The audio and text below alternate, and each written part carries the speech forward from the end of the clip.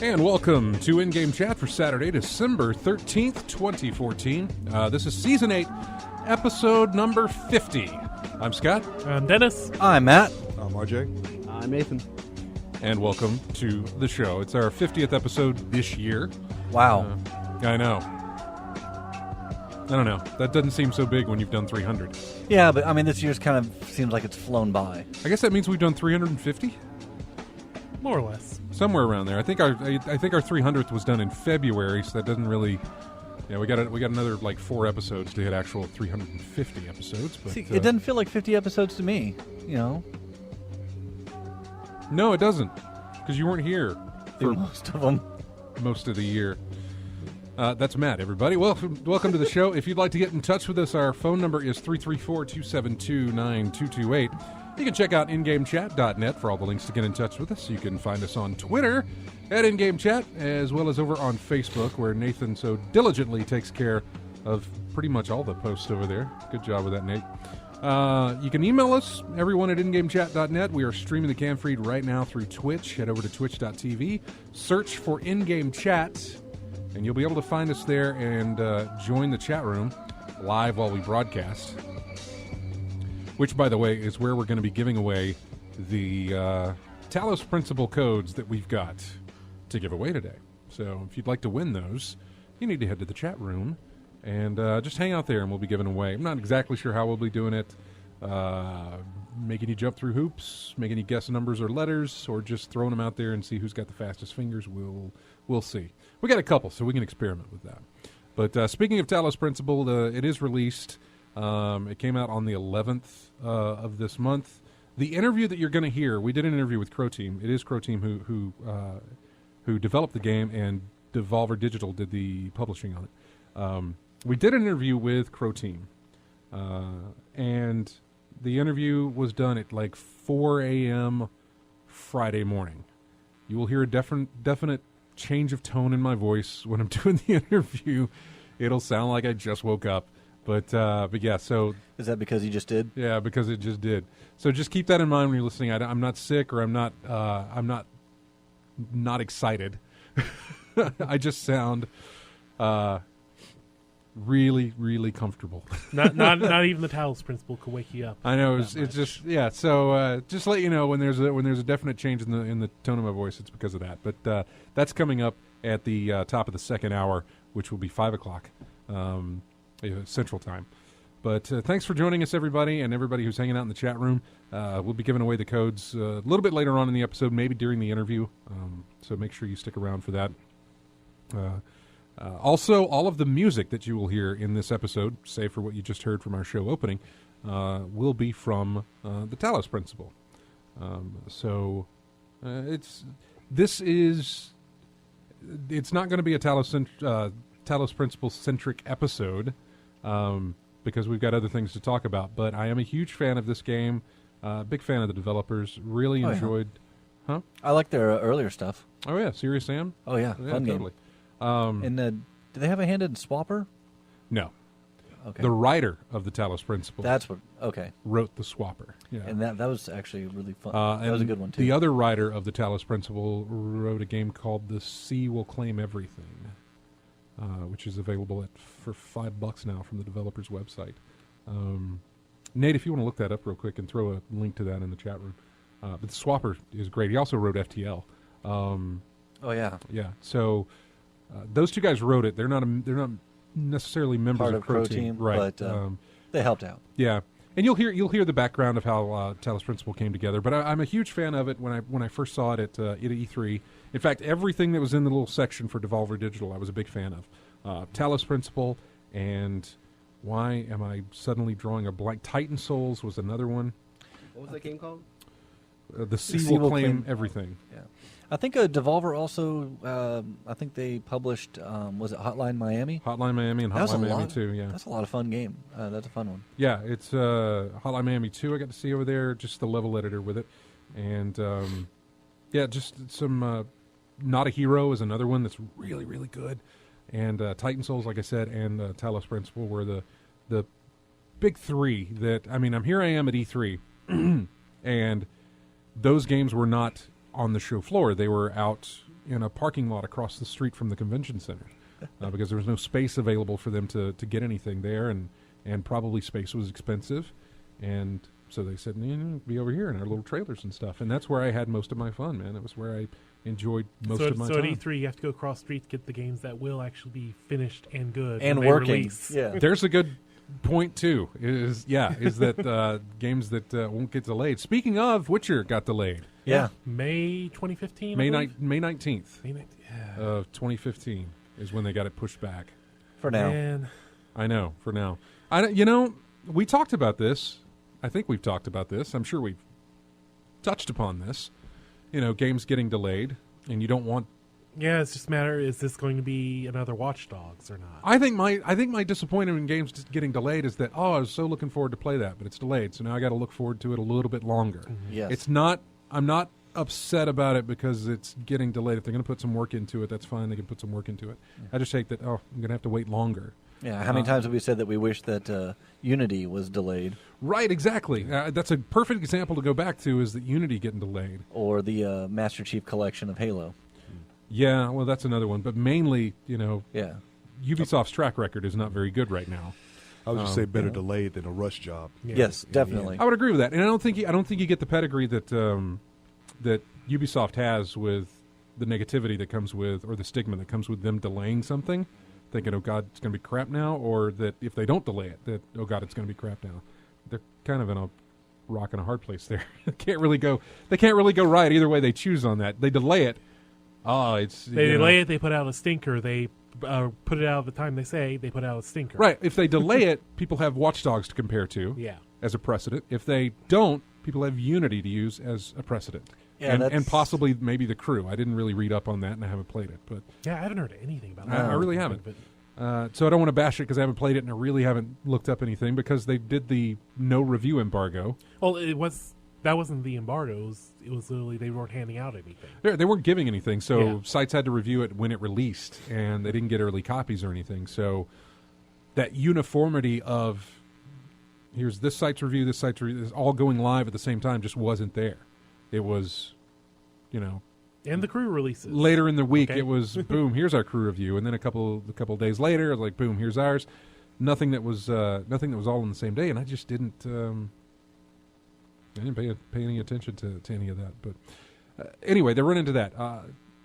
CD Projekt Red doesn't necessarily have that sort of legacy, I guess you could say. Reputation. Reputation is a good word to put it.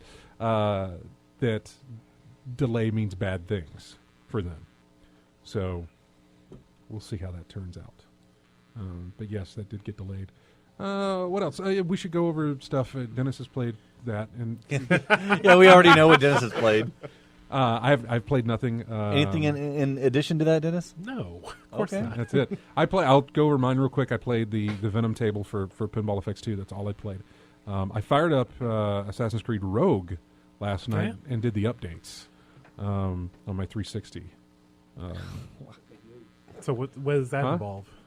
So that's a big move. Well, yeah. I mean, I put my two last gen systems in the bedroom. Oh, okay. And so I was like, okay, let's go, because I had the PS3 Slim, and I had the last version of the 360 that they did, which is also a much better and lighter console than the actual one I have, which is a second run unit, not a launch unit, but whatever they did for the second run. And I had to update the console, and then I had to update the game. And by that time, I was like, I'm not going to play, but it's sitting in there, so It's ready. I like the idea that I could wake up at any moment at night, turn on the TV, and play a game right there, because I keep the controllers next to the bed and the remote and everything else. It's all wired, so I can just hook it up and start playing, because the disc is in, good to go. And I just love that idea. I don't know why. I love it, though. I love stuff being readily available when I need to without me putting in too much effort to make that. Because I guess the few steps it takes to get from your bedroom to the living room, you just might lose. I know. One One of the best willpower to play anything. He could trip and fall and die doing that. And could. stay in the bed. Yeah. One of the things I remember so much early on.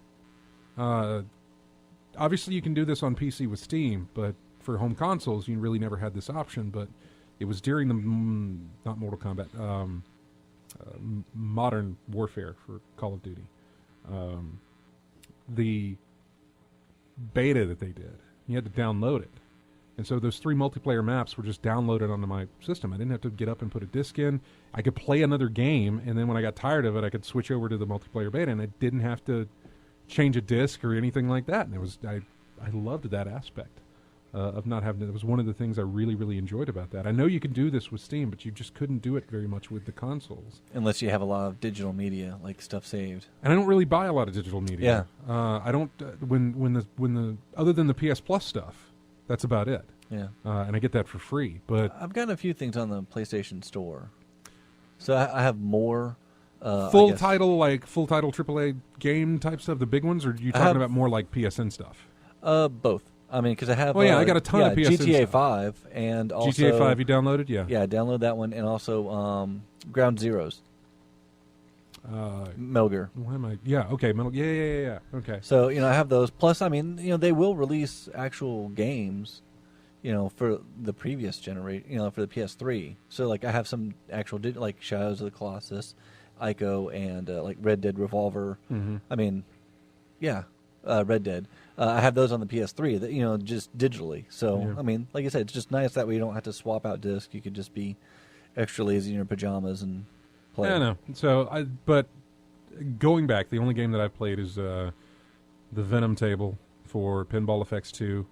Played that last Sunday, or no, I played that last Saturday after the show. Did a stream of that, and played a little bit of that. The only thing I don't like about that, Yeah.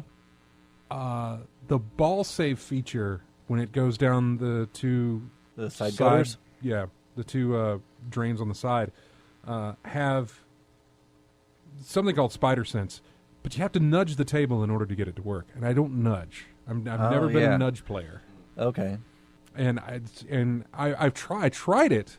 And it didn't work out very well. I haven't watched any videos for other people who are probably very good at that, but If that's not, I mean, you've been playing pinball for a minute now. Yeah, I know. And if you're just not a nudge player, that's just not something that you're used to, and it's not a mechanic that you just normally go with. Yeah. And I can see how that would just seem so foreign. Other than that, I really enjoyed it. Love the characters, and I love the theme of the table. But I just don't like that nudge thing. That nudge thing got me pretty bad. But anyway, that's it for me. Matt? I beat Far Cry 4. Okay. The story. I enjoyed that. It was a good game. Been playing that, some more Grand Theft Auto 5 on the PS4. But, just trolling around. Did a couple, my first big heist and everything. Other than that, just finally, got some Steam games downloaded. So I started playing Borderlands pre-sequel. And, it's basically... Borderlands 2 with Claptrap as my character in Low Gravity. So I'm enjoying that, but I'm a big fan of Borderlands. And that, just, a little bit here and there on my Steam account. As soon as a game downloads, I'll boot it up just to check, see how it plays, see how it looks. Are you doing anything with the, it's not really the Steam sale, but the auction thing going on with Steam? I have a whole bunch of cards, 4 pages of those little trading cards, and I converted them all to gems. And I'm like, oh, hey, I got over 2,000 gems. Let's see if I can't, maybe buy something on the Steam auction. And games are going for 100,000 gems, 10,000 gems, and I'm like, my little 2,000 gems. You should have taken advantage of dupe bugs. I should. Well, but people got, Yeah. I don't want the banhammer of Steam to come down on me. Yeah, I looked at the auction house. I was like, "There's no point in me getting into this." Yeah, I looked at it today. It's like, no. You know what? I don't have enough items. I don't. Yeah, no way I can get enough gems. For me, it's a way of just getting rid of 4 pages worth of trading cards I'm never going to do anything with, and just have it now just one icon as gems that I'm not going to do anything with. The best part, actually, the what I found it to be great is throwing up everything on the auction house, because right now everything will sell. Yeah, I had a bunch of penny items from last winter sale. I know. I had a bunch of profile backgrounds, a bunch of emoticons. Mm-hmm. I don't have emoticons or anything. Yeah, you throw them up in that auction house right now, and they will go. And I sold 2 backgrounds today for 7 cents a piece. I know that's small, but I put them up there to see if they would sell, and they did. Yeah. And so now I know that I can go through there and be like, okay, throw them up there. Just get rid of everything. Throw them up there at the minimal price, and I'll probably make about $5, maybe a little bit more. But I mean, when they have a good sale on an item, and something goes down to $2, $3, whatever, free. I'll have that.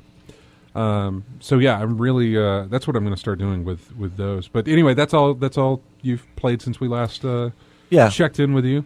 Over to RJ. Oh, and also Kingdom Hearts. I was playing more of that. Sorry, RJ. No, it's fine. It's fine. Yeah, been trying to get back into that, and it's been 12 years. Are you playing 1.5 or 2.5? Yeah, 1.5. Okay, but I mean, it's been 12 years since the game came out.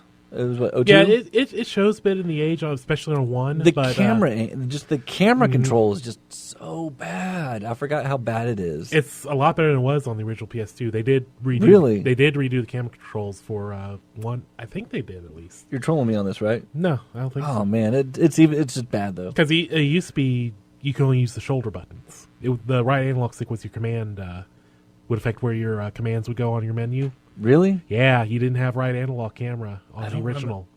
Oh my god! See, it's been that long since I played. I'm like, that sounds kind of maybe, but that would be camera is probably the weakest thing in Kingdom Hearts. It's fun. Well, that and it. I was talking to a friend when I was doing it and everything. I was just like, the way that the games were made back then. We've progressed. Mm-hmm. I remember back in the day, Japanese JRPGs were like the really big thing, and Western developers kind of looked to the east toward to see how things were developed or stuff like that. But game developers now are more American centric, and so there's some certain Japaneseness that just really brings it feels foreign in a way in some of the design aspects and stuff. And so I'm like running around Traverse Town just trying to just get up with Donald and Goofy, and I'm like, where are they? Just trying to find them. Like, yeah, you didn't have your little waypoint telling you exactly where to go. Not that we make everything dumb it down for us over here or anything, but I was just like, little things like that. I guess would be nice just to have an easier way of just being like, okay, this is where a general idea where I need to be going or something. But so I was just a good. Half hour. Just you have to explore like you did back in the day. Yeah, but it's been a while since I played a JRPG that I forgot. That's kind of how you do things. Mm-hmm. It's just running around aimlessly trying to find that one little magic tile. Yeah, find that one little thing that triggers the event flag. Exactly. Proceed. So I'm just like the whole time just running around. All 3 levels of Traverse Town, just going, where do I go? Yeah, because I remember when I started up a while back, I had that same issue where it was like, crap, where's the exact place I need to go to get this moving? Because it is kind of a slow start. And I want to get to the world. I want to start, and I forgot that the first world that you go to, besides outside of that, the first Disney World is Alice in Wonderland, and that's probably one of my least favorites. Yeah, I didn't like that one. And yeah, so it isn't until you hit the Tarzan world that things start to pick up a little bit. That's why I want to play through 1.5. And that just the story to refresh my memory about all the story elements, but I'm looking forward to 2 because that one had I think the better worlds with Space Paranoids, Port Royal, the Steamboat Willie. I mean all that kind of stuff was a lot of fun, but also the the 4 hours it takes to get to the point where you get to that because it has one of the longest openings in in video games. Just getting to the point where you're not playing. No, not quite Metal Gear levels, but Metal Gear just beats it in just long cutscenes. This is just I wish I could skip through this stuff. The entire Twilight Town sequence. But that's what I've been doing. RJ, over to RJ. Well, haven't been playing much lately. I've been, truth be told, I've been trying to figure out Windows 8 more than anything else this week. But I've been playing a little bit of Virtua Fighter. Finally got some folks in the... That's right. You got a new laptop that has Windows 8, and I guess you're... I've been seasoned on 7, so suddenly 8, I'm like, ugh. Yeah. No, I'm starting to see why so many people dislike it, but that's something else. But, playing Virtua Fighter 5 mostly. Got a good room together with some folks, played some folks online, and I got some... I was able to knock a little rust off of my game, so I was happy to do that. But that's pretty much all I've been playing, just that. And Dennis, I guess Binding of Isaac for you, I mean, anything outside of that, just Binding of Isaac? No, nothing notable, really. Just lots more Binding of Isaac, just trying to get more items unlocked, get further in my runs and such. There's a sale for Wii U games going on starts tomorrow at Best Buy. Oh, really? Yeah. Buy one, get one 40% off. It's not bad. Yeah. Just trying to think of. I don't know. I mean, other than I'm thinking I guess Smash Brothers I don't have. I'm sure I Bayonetta can find- 2. Yeah. Bayonetta 2 and then Smash Brothers might be your two picks on that. Yeah, because I have Wind Waker, Mario Kart, and Zombie U, which Yeah. kind of like, well, those are definitely good ones I wanted. But yeah, those two sound good. I might look into that, see if I can't pick those up. And it's 3DS too. Oh, Yeah, it actually- also works on 3DS games. Ah, yeah. okay. Yeah. That makes it a bit more interesting then. I'll have to I haven't peruse the met- I haven't- titles. I haven't done anything with my 3DS in forever. Last thing I played on 3DS was Link Between Worlds. Last that was thing a I good played one. on my 3DS was Mario 3D Land. Ah, and that was like just bought and played a little bit of it, and so I haven't done anything with my 3DS. I've done very little with that, and and I'll say, have you even touched your Vita recently? well, I do mess with the Vita only for the fact that I get free games from PS Plus, Yeah. so it does get more use out of than my 3DS does. God, PS Plus is such a good thing. I look at the other two. I'm like, you guys need to implement these things. I know Games with Gold is trying, but You're doing better. yeah, they are. But Nintendo's not doing anything that I know of for that sort of thing. Nathan, over to you for what you've been playing or what you've done since we were last met up. Speaking of that, someone had posted on Reddit, so far, if you had PS Plus this whole year for all systems total, you got $1,300 worth of games Wow. Yeah. with all the games total. But and you ran none of them. actually, I've played every single one of them for at least 10 to 15 minutes at a minimum. I at least try them. Yeah, Then I've I'll delete put them all in my cart and downloaded, or I haven't downloaded them, but I put them in my cart and did the checkout thing. Yeah. So that they're There. tied to my account. Yeah. So that I can go and get them whenever I need to. But yeah, there's a lot I haven't played that I'd like to go back I've and got to do. wonder about the economics of that. We've talked about it before, where how are the developers making money? Is it just like a flat rate Sony gives them, or It is. Yeah. I believe it was the Contrast guys that we talked about. okay? That was a 2-part interview because that went so very long. But the guys over at Contrast, and for some reason I'm drawing a blank on what their studio name is. And not Red Barrel. That was Outlast. But anyway, But yeah, so he didn't talk about an amount. He didn't throw that out. He just said that yes, okay, companies are compensated for when. yeah, because I they- mean it's $50 a year for PS Plus. Mm-hmm. So I imagine it comes out of whatever cut that is. So, and now that's being essentially the multiplayer lockout as well for PlayStation. yeah. So I'm just curious about how all that washes out. It's like, does Sony make enough money to justify these games Yeah. going out and everything? It's just one of those things more interesting than like trying to figure out the Steam auction.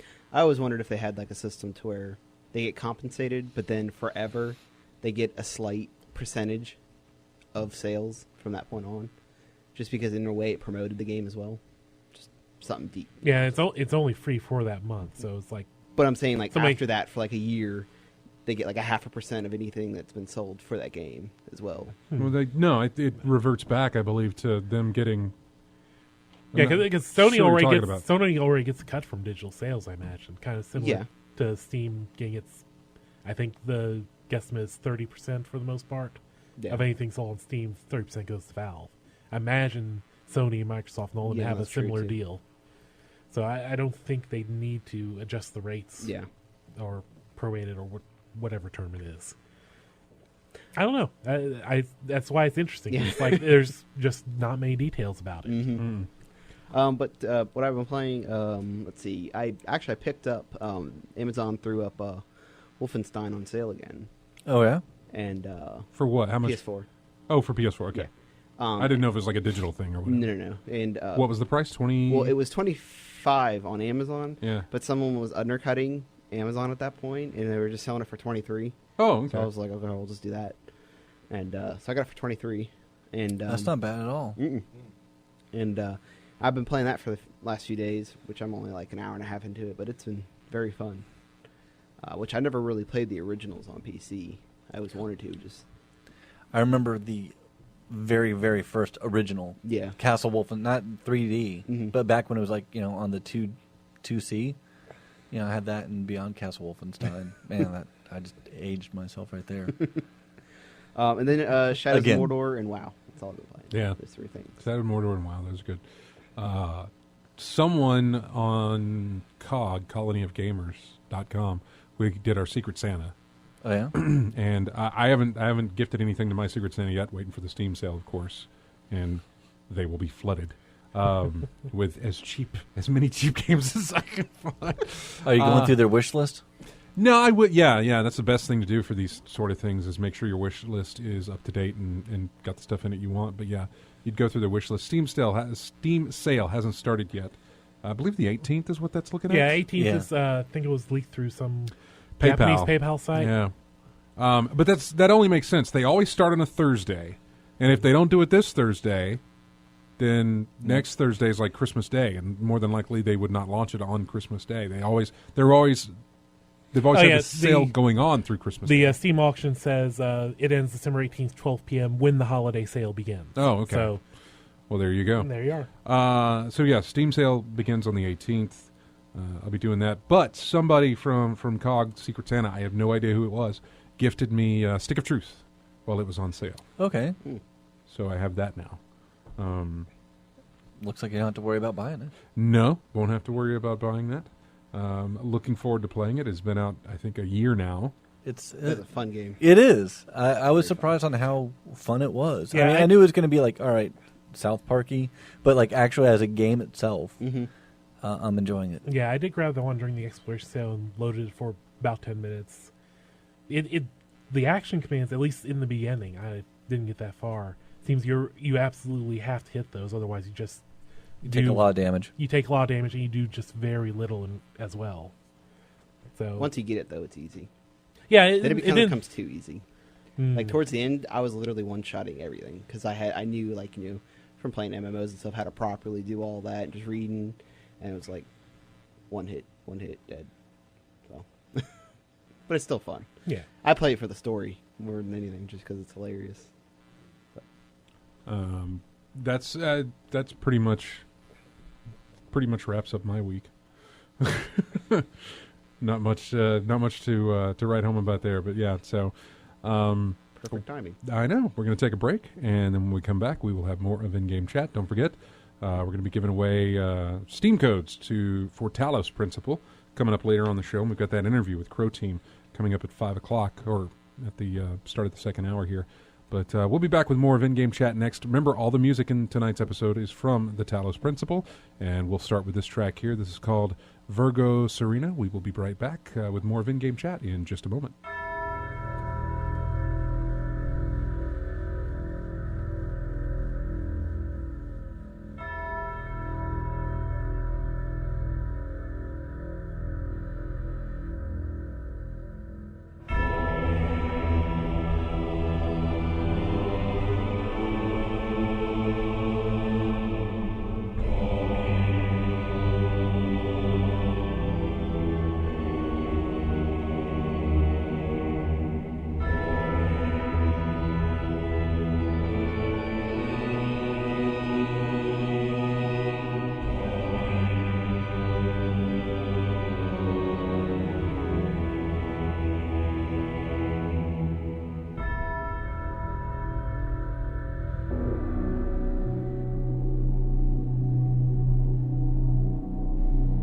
My child, you may go freely to all the worlds of my garden. But if the tower tempts you, be wise.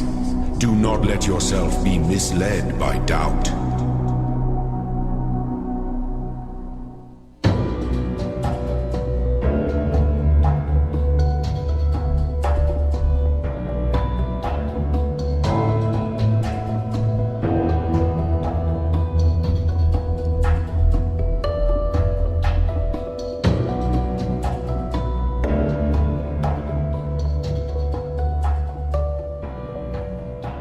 Welcome back to In-Game Chat. That was another track from Talos Principle called The Forbidden Tower. And that'll all make sense when you play the game. Sound rather ominous. I know, right? Yeah. Yeah, it's... So, what does the game play like? Just It gets a lot of comparisons to Portal. Okay. It's a whole agree lot with of that. comparisons to Portal. That's not a bad thing to be compared to. It's not. And they don't mind the comparison, honestly. I wouldn't. Yeah. So, but it gets a lot of comparison. The gameplay is it's first person or third person. They've got the option that you can switch in between. First person's not your cup of tea, get you sick, that sort of thing. You can back out and go to third person mode. It's puzzles. It's environmental puzzles. Would be the best way I could tell you what gameplay would be like. Okay. You can interact with the world by, let's say there's an object that produces a blue laser stuck to a wall, and you've got to figure out how to get that blue laser over to the blue connector somewhere else, and you use different forms and ways to make that happen. They have something called a jammer, which will jam electronic stuff going on inside the world, so you can get past barriers or disable what would be called enemies. They're not really enemies; they're coming after you. But there's like gun turrets that you have to that you can disable. Hazards, basically. Hazards would be a good way to put it. Yeah, exactly. So there's a ton of videos on it, and I should probably do some streaming of it as well. Realized I have to go back and play through the thing because they have added a ton of stuff in there since I played it. Because you were playing through the beta, essentially? Somewhat. I mean, it was finished with the exception of the end animation. The end-game animation wasn't complete. It was very strange because in the middle of playing, it did an update, and all of a sudden that voice you heard, that was a different voice when I was playing. It was completely different voice. And so the first time that voice spoke and it was different, I was like, well, there's a change. There's something they switched up. They've just added a bunch of Easter eggs and all sorts of different things that weren't there when I was playing. Nothing graphically, I should say. Nothing. They didn't change anything dramatically since I played it, but it's still a lot of stuff that I didn't see on my first playthrough. So I'll have to go through and do it again. But it's all puzzles, and I really like puzzle games. Did you, I guess, beat it? Yeah. Okay. Yeah. But you haven't seen the end animation? No. I at the time that I was playing it, and again, I played it over I didn't rush through this thing. I played it over an amount of time. I beat it 2 weeks ago. Okay. And I had sent the guy a letter and was like, okay, here's my update so far. Don't change anything. Yes, some of it's difficult, but I got through it. And if I can get through it, plenty of people can get through it. So don't change anything. He was really worried about the difficulty of some of the puzzles and if they were putting in enough clues in the environment that the player can figure out what needs to be done. I was like, no, there's some that are very head scratching, but once I figured it out, I really felt like an idiot when I figured it out. But I said, don't change any of that. However, I have not finished the game. I'm not going through the last little bit here because I know you said the ending animation wasn't done. And he said, oh, no, that's updated. The only thing left now is to add the end song. And I said, okay. So I haven't played it to hear what the final song is that plays at the end. But I have beaten it. So yeah. Anyway, that interview's coming up in the next segment. But for now, we will talk about what are we going to talk about? Destiny. There's a lot of. Have you jumped back into Destiny there, Nate? Nothing. I haven't had a chance. Did you paid attention to any of the stuff going on? I've paid attention to it. Because the Dark Below or is the Dark Below? Yeah, Yes. the Dark Below released this week, It did. and God, there's a lot of people who were upset about that. Wasn't it like essentially it locked out your strikes? Is that one of the things I heard? It didn't lock out your strike. Well, okay, it did a couple of things. Okay. So each week there's the weekly strike and the weekly nightfall. Mm-hmm. Those update every Tuesday to focus on a new strike, and the nightfall is the same strike as the weekly. That might be a little bit confusing. Nightfall is like the uber difficulty of it, and then the weekly is just here, go through it. Okay, so there's strike. It's our and then strike of the week. There's strike and there's mythic strike. essentially. Yes, essentially, and they are the same. Just one is much more difficult than the other. Okay. And you get rewards from that, and it's like, okay, every Tuesday, make sure you pop in and do the strike, because after you do the Nightfall, the Uber one, you get a boost throughout the entire week on all your XP and everything else that you earn. You get a boost Okay. from everything else. So it's like the first thing you want to do every week. And so they updated it, and they featured the brand new strike from the DLC. I realized people who bought the DLC would probably want it that way. We want to put that in there so we can play the strike and do that as our Nightfall. But if you didn't have the DLC, then you could not do There was no strike for vanilla players at all? nothing. No weekly, no Nightfall. And Nightfall is where you earn, especially when you're upper level. That's where you earn your most XP? No. Gear. Huh? Your exotic gear. Oh, okay, the gear. Your exotic gear, your coins, all of that stuff. To buy high-end gear. Stuff that you can buy high-end gear with. It's really essential. And, of course, you would not get the boost for the rest of the week either. So basically, there was this feature that was in there, and now they're like, not anymore.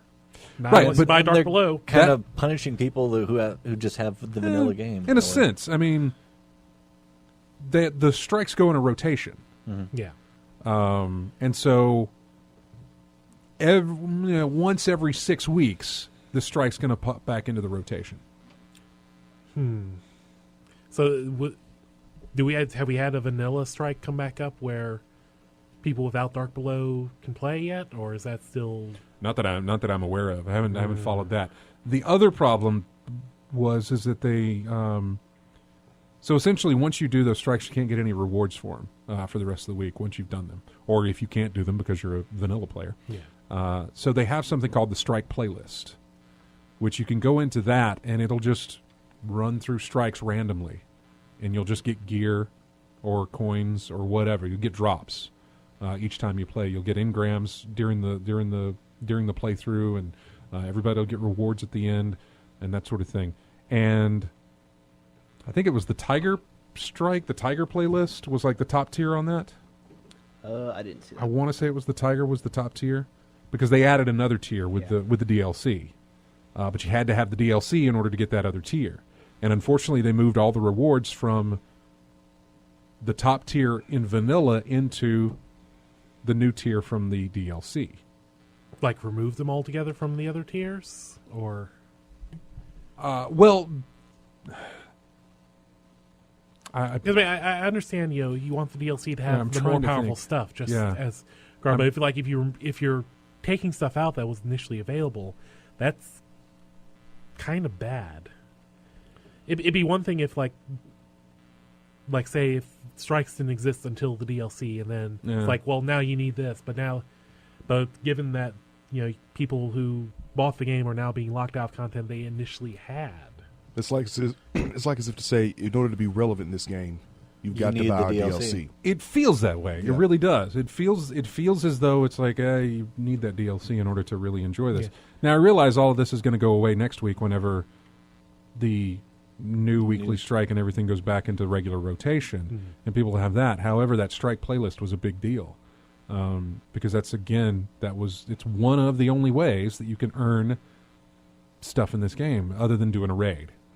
Yeah. There's the raid as well that you can also do, but when you can't find a group, man, you just pop in there and start doing strikes with 2 other people from pickups and go through it, and it seems like the DLC has limited that as well, and had I know the guys on Reddit were really upset about that. That's not a good thing. They're overall. really, Doesn't really sound upset good. about that. From a guy who hasn't played Destiny but just played games like it.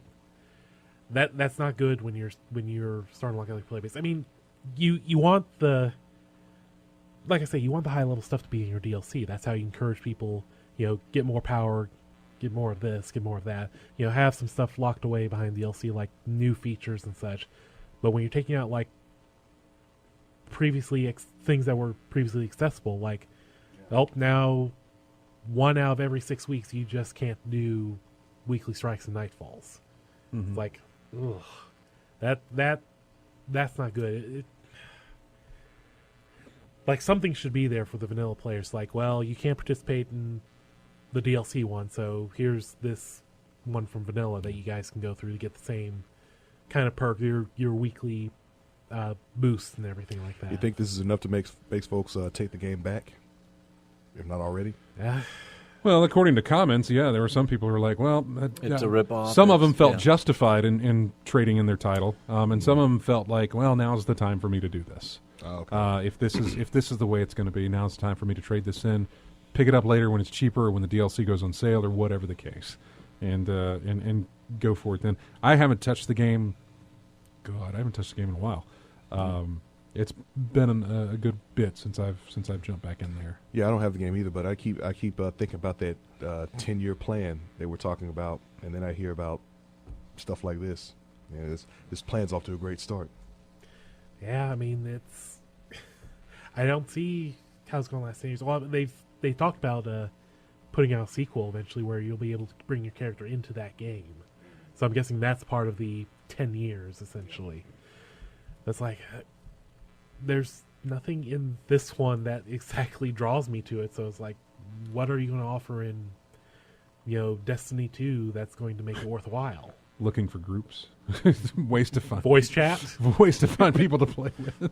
Yeah, that's so. Yeah, it killed me last week on Destiny or Bungie's blog page or whatever.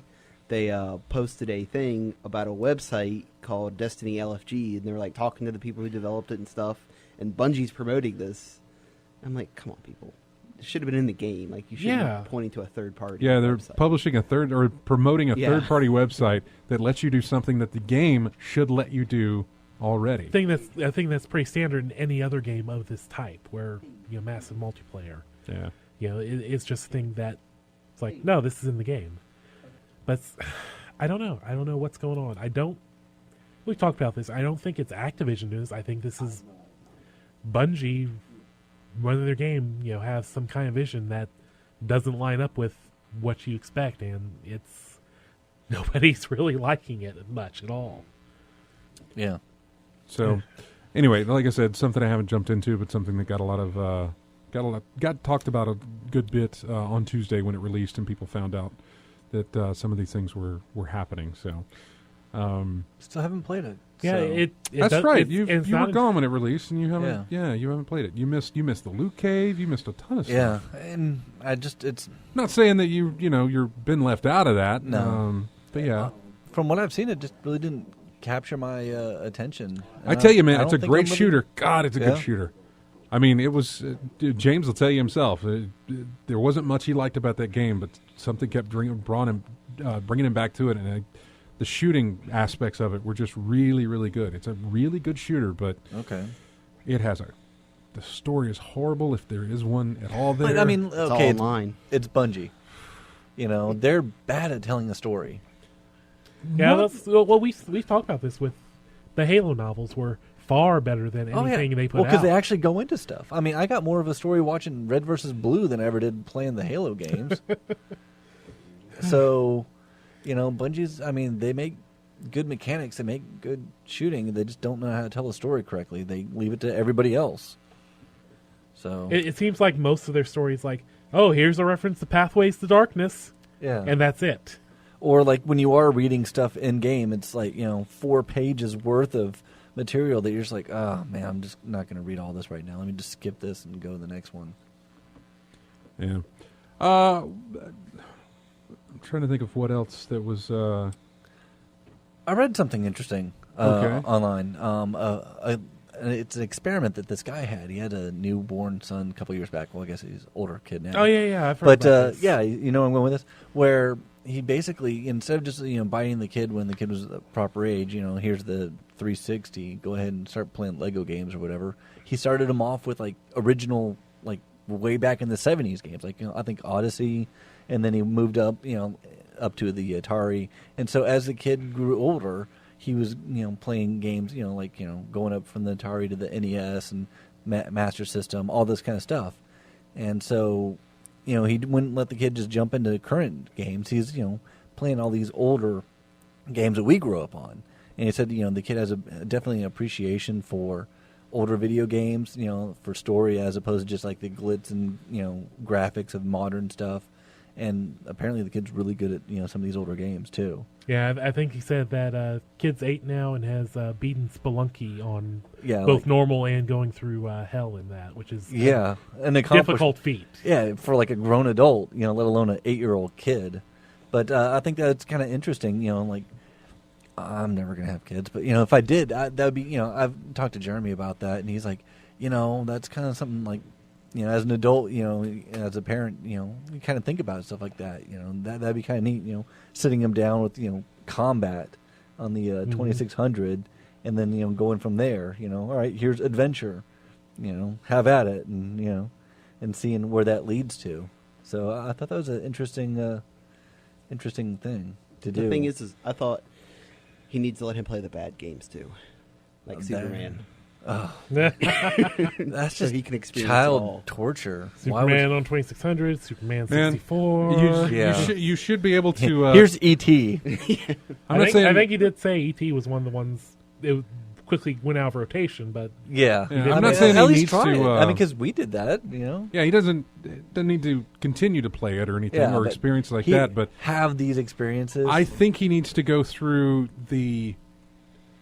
And maybe he will. I'm sure he will as he gets older. Or I'm sure everyone who does this will do it when you get older. But the sense of saving up money to buy a game.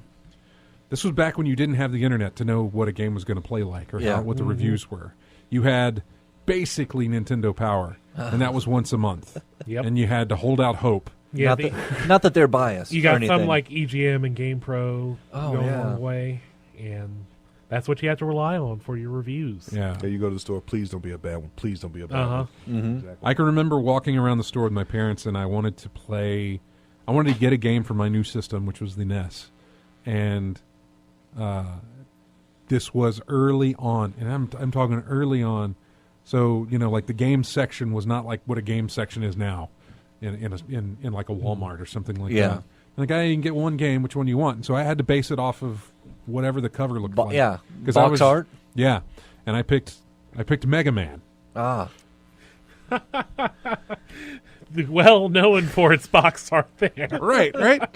So I hated it. I hated the game. I hated it when I was a kid. I just I didn't like it at all. Yeah, it's hard. yeah. I grew to really enjoy it later on in Yeah. life. But I remember playing that and I thought, oh, this is a horrible choice. I wasted my wish that my parents had granted me. Parents always felt like a genie because they like, you can get one game. We'll buy one game for you. And I feel like, that was a wish wasted. Not that there was much else to pick from out there. Yeah, you could have picked Teenage Mutant Ninja Turtles. I got that for Christmas. Oh, The first, and that was horrible. the first Yeah. game I ever saved up and bought was Jack and Daxter, the first one. Wow. okay. Which I didn't even know Naughty Dog. I had played all the Crash Bandicoots and stuff on Yeah. PlayStation 1, but I didn't know about studios. First one and I ever stuff. saved up and bought for, as far as the Nintendo game was concerned, was DuckTales. And then I saved up for Super Mario 3, and then I somewhere in between there, or even before that, I saved up for the Captain America and the Avengers game on NES, and it was horrible. I felt Yeah, so bad about that. The first thing I got is I won some like contest for like gift certificate Toys R Us and got Star Tropics on the NES. Man, that's a hard game, but it's one of those ones where you have to play alongside with like your Nintendo Power and be like, okay, here's where I need to go here, because there were rooms in there where it's like you enter the rooms like you're dead, Wow. you die right away just because room's filled with water, you can't swim. My first console that I actually bought was the Super NES, and so my first game that I saved up like console wise, it came with the Mario Land and the Mario World and Mario World and the Lost Tales, all that kind of stuff. Lost Levels. you Yeah, mean? that's the one. But the first one that I saved up to buy was Chrono Trigger. Back in the NES days, I just went over to a friend's house. I didn't have a console. Yeah. Yeah, So I had a PC. Well, actually, I wouldn't say PC. I had an Apple. So I had the 2GS, and back in the day, I had an Apple IIc. Yeah, and I forget that rental stores came into play during that time Yeah. as well. But that Mega Man purchase was either before rentals were around or whatever, because I didn't have that.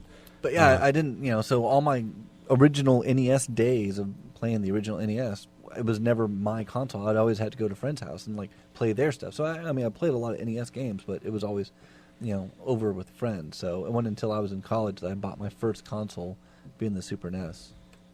One of my first experiences with really getting a taste for really difficult games was on the Genesis Ghouls and Ghosts. Oh wow! Like, Yeah. See the look on your face right now is the look that everyone else had when I talk about the game, because that was one of my all-time favorite I'll games. say if Mega Man's hard, Yeah. Yeah, that that will fill one's you with just like, murderous oh. rage. And I never felt that. Really? Never. I mean, I had a Even good, when it was like, oh, play through the game again because Okay. you haven't done it yet. Okay. And I did it again. And when I found that magical bracelet and I went through and fought Satan in the end. It was just a grand old time for me. But yeah, like you said, everyone else had that so difficult, so hard, rage-inducing type things. And I'm like, no, it's just difficult. That's why you're just a better man. No. Yeah. But I just never got the intention that it was as difficult as people said it was. I mean, you did have to do some work. Oh yeah, I'll give you definitely. that much. You had to do some work. But yeah, that was. I guess that's where I got my first taste of liking the difficulty in some of those games. So. Yeah, in I mean, that's in the console totally you. generation. Mm-hmm. Yep. I can't, at some point, obviously, it became not really a problem to buy whatever game I want. And then it was, but then it became, let's make sure I don't buy a crap game anymore. And of course, that's when I spent most of the time either at the God, it was Movie Gallery at the time. Yeah, Movie Gallery. Premiere Video was the one I frequented. Premiere was another one, yes. Premiere and Movie Gallery. Those were the two. Because Blockbuster was like the big city folk. And by the big city folk, I don't even mean... I'm serious. That's not a joke. It was small time around here. We're the capital city of the state, and it's... And Blockbuster was like, Hollywood Video. I remember that one. You had it up here. We didn't have it in Prattville. You got to remember, I couldn't drive. Yeah. So, and I couldn't obviously tell my parents I want to go rent a video from from someplace 30 minutes away when there were plenty of places. These are your parents you're talking about. Yeah, because that's an expensive drive, man. Gas is over $1 now. But there were plenty of places that were 5 minutes away. Yeah. And there you could go to on your bike and, grab... And it wasn't Premiere Video, it was Video Express. Okay. I do remember Premiere Video, though. Yeah, Premiere Video we had around here. In Maryland, it was either Blockbuster, which was... See, pretty close. You're big city folk. But see, the place we went to was called Blair's. I don't know what that is. Yeah, there were a lot of like mom and small pops. mom and pops that did that. Yeah. There was one when we were on vacation up in Iowa that was like just had an NES sitting out with a TV. And it's like just sit there. I played like Fester's Quest for like 2 hours while my parents went shopping elsewhere. I remember I was living in Biloxi at the time. My dad was stationed there. And one of the guys that one of my friends, John, we went to one of the mom and pop places, and this is back when Teenage Mutant Ninja Turtles was big, because we read the talking about the first game. You're talking about the first arcade game. Okay, yeah. Yeah, I mean, because we were reading the comics back in the '80s before that game ended when I got to the swimming level. That was it. Yeah, I never could get past that, and I was done. Yeah, but back when before the comics got sold out, I guess by Archie, when we remember back the black and white one. So we saw the cover and it was like the original. Yeah, the Mirage. Yeah. Mirage, yeah. Yeah, it was like the original Teenage Mutant Turtles where everybody has the red bands and stuff like that. The one where people actually got killed. Yeah, and so okay, this looks good. Let's get this game. And so the little mom and pop, let's play it for a little bit, and we rented that. And that when you get to the dam and you try, because you couldn't play all the way through up to the dam on just like let's see if I want to get this. Yeah. That was a nice sneaky thing they threw in there. Yeah. But yeah, so it was. TMNT was another one. I don't necessarily regretted that purchase, but I got it for Christmas, so I didn't actually have to buy that. Okay. Did any of you guys play? Let's see, Zombies Ate My Neighbor. Yes. Oh man, that was one of the first games me and my friend ever rented from Blockbuster. That game was hilarious. Or no, not Blockbuster. Rented somewhere, but that game was Blair's. hilarious. Yeah, good stuff. But passwords were useless because you. I didn't even know there was passwords. Yeah, if you go to a later level, you don't get any of your gear you've collected over the previous ones. Oh. Yeah, I see it on your face. You know how hard that would be. Just throwing a squirt gun and going up against werewolves and such. Man. That game was fun. Oh, it was good stuff. Let's see. I'm trying to think of the Boy and His Blob was one of my favorites back then. Did you play it on the Wii? No, I didn't. They did a remake. I didn't have my Wii at the time. I mean, I did have a Wii, but I had given that to my aunt. Yeah, at the time. they I know they did the remake. Yeah. Way Forward. Yeah. Did it, and that was a really good one. I wish they would do a remake of Homebound. Homebound. I mean, Earthbound. Earthbound. Yeah. Okay. Why aren't they? Or didn't somebody do a conversion of that? Was They- that Mother or something like that? Well, they did I think they did a re-release on the Virtual Console of Earthbound. Yeah. But that's been about it. I don't think Mother 3 has come over here at all, or the original for that matter. But that's been about it. I remember reading something that had something to do with like some of the music that was used in it is why they're really not interested in doing it because licensing for it. okay. Like I think they used some 16-bit versions of actual licensed songs, and that's what causes a lot of trouble for them trying to port that over. Something like that. I have to go look it up again. You would think something like that would be easy. Just take it out. Yeah. Get something else. But oh well. Well, anyway, we're going to take a break, and then when we come back, we've got our interview. This is a pre-recorded interview, by the way. Like I said, it was done. At 4 a.m. Yesterday morning. So please keep that in mind while you listen to the review, or not the review, while you listen to the interview. Also, codes. We're going to give away codes during the interview. So make sure you're paying attention in the chat room. Might be best that you pop open Steam and get the the code thing ready to go, so you can be fast with it. We only got a few of these to give away, so want to make sure that everybody gets a great chance to get this game. It's called the Talos Principle. It's out now. It's on Steam. We're going to take a break. When we come back, like I said, we're going to have the interview. We're using all Talos Principle music in this episode. This track is called Heavenly Clouds, and we'll be right back with more of In-Game Chat right after this.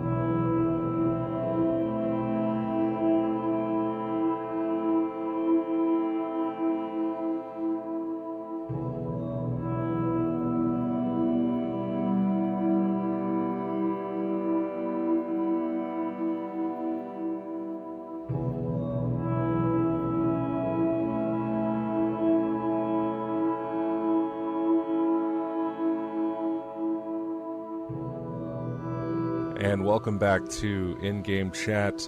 With us right now from Croteam is Damjan. He is the CMO, and as he says it, the M is for marketing, music, and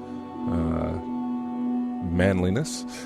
And you've been doing the marketing for Talos Principle, but you also did the music for Talos Principle, and a few other things. So what was all of your involvement with the Talos Principle? We here at Croteam, we wear many hats. You know, it's not like there is one person who is dedicated to only one job. Everyone here does everything. So we try to cover all the areas of game development, and it pretty much helps that we are all willing to learn. You know, we are very, very proud of our self-learning, and we are ready to learn the new skills. So I did the music and sound effects for Croteam for the past 15 years. And then, 8 years ago, I went and found another day job where I learned a lot about marketing and management and doing business to business. So I proudly returned to Croteam a year ago to a new position of marketing manager and media relations as well. And I've been doing it for the past little less than a year. And it's been very interesting and very rewarding. You know, I love working with people. I love presenting our game, talking to the public, talking to the press, sending out press releases, writing them, bits about development, what's going on here, answering the interviews, like what I'm doing with you now. Mm-hmm. And it's very engaging, very rewarding, and I think I'm doing a good job. No, I think you're doing a great job. Yeah. No need to have any doubt in that aspect. So Talos Principle. First off, congratulations on release.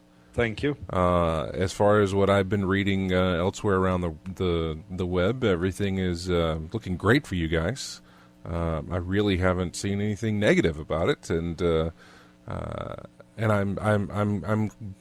I'm so very glad of that. Like I said before, it feels like my bias of this was very justified, considering that everybody else seems to be taking away from it the same thing that I took away from it, which is, oh, this is great. It has puzzles, and it has the kind of puzzles that I really, really enjoy.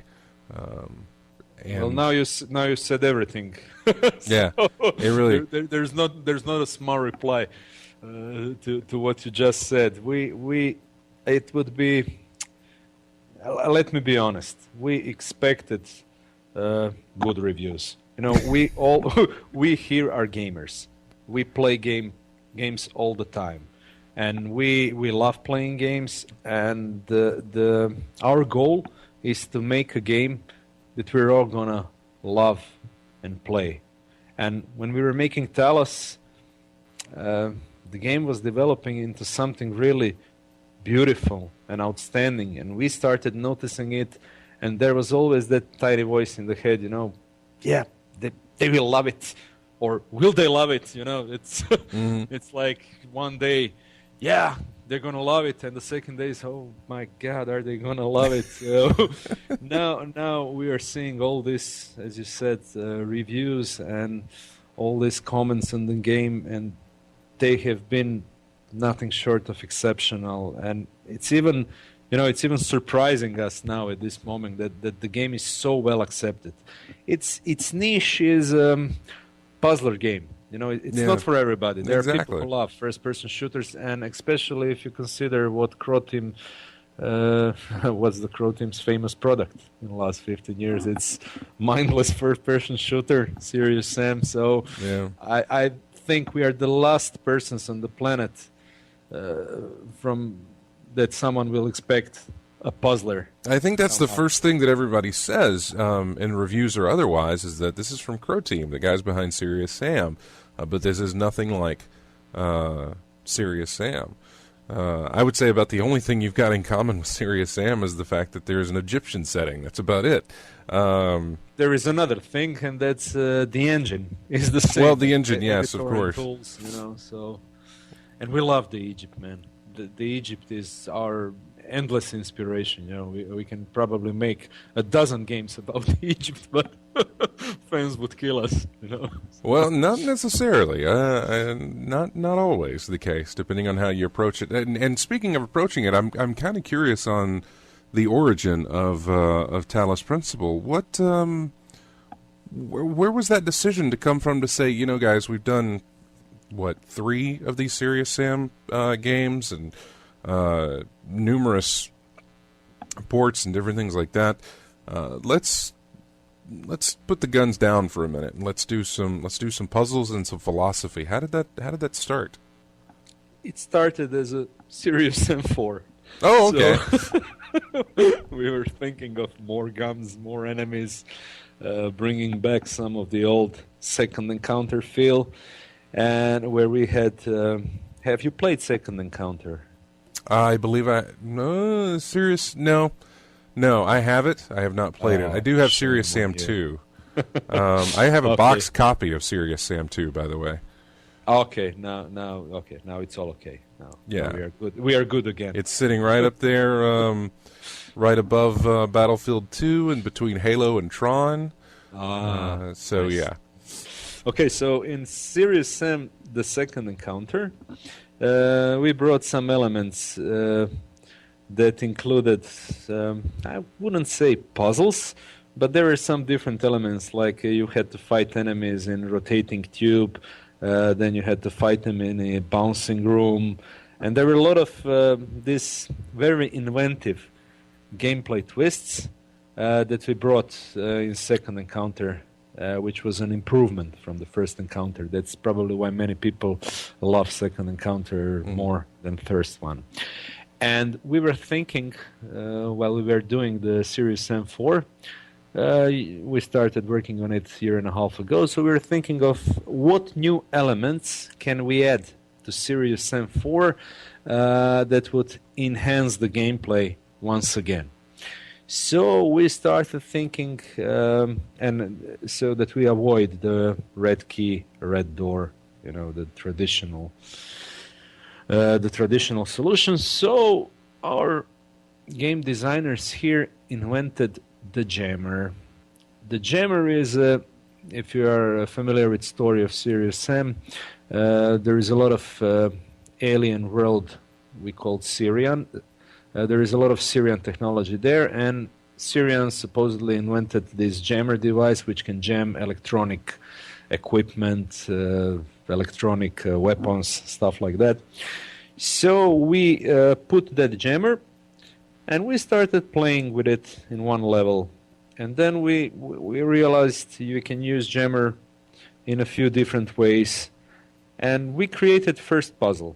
It was a small area where Serious Sam was supposed to go through by using some jammers. And that small area was so much fun that we made additional few of these small areas, trying to explore these mechanics, bring it up a notch. So, and it probably built up on that.